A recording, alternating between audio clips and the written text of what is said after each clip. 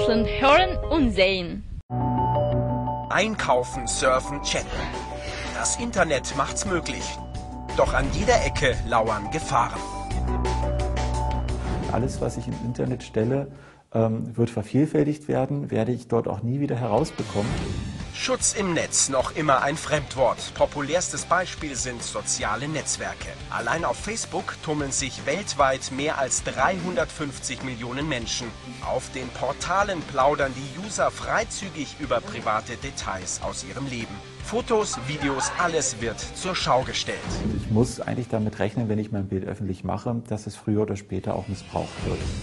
Für Cyberkriminelle sind soziale Netzwerke nicht die einzige Spielwiese.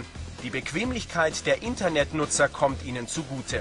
Längst lassen sich Bankgeschäfte und Shoppingtouren bequem von zu Hause aus erledigen. Schnell sind Buttons geklickt und Passwörter eingegeben. Was am Ende zurückbleibt, ist ein leeres Bankkonto.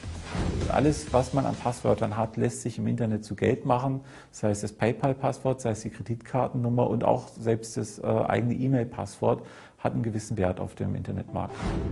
Viren verbreiten sich schnell und lautlos. Entdeckt werden sie meistens erst, wenn es zu spät ist.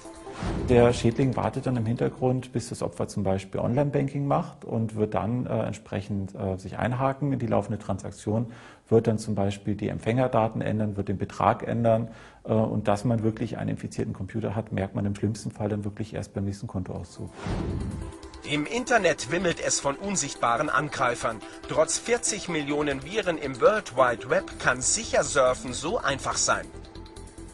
Wenn ich eine E-Mail bekomme, die irgendwo verdächtig aussieht, gar nicht erst ausprobieren, was hinter dem Link steht, sondern die E-Mail gleich löschen. Darüber hinaus sollte man natürlich Updates einspielen, also gerade vom Betriebssystem und vom Browser ist am allerwichtigsten. Wenn es dann doch mal schief geht, hat man hoffentlich ein Antivirenprogramm installiert. 3 einfache Klicks genügen und Cyberkriminelle haben keine Chance mehr.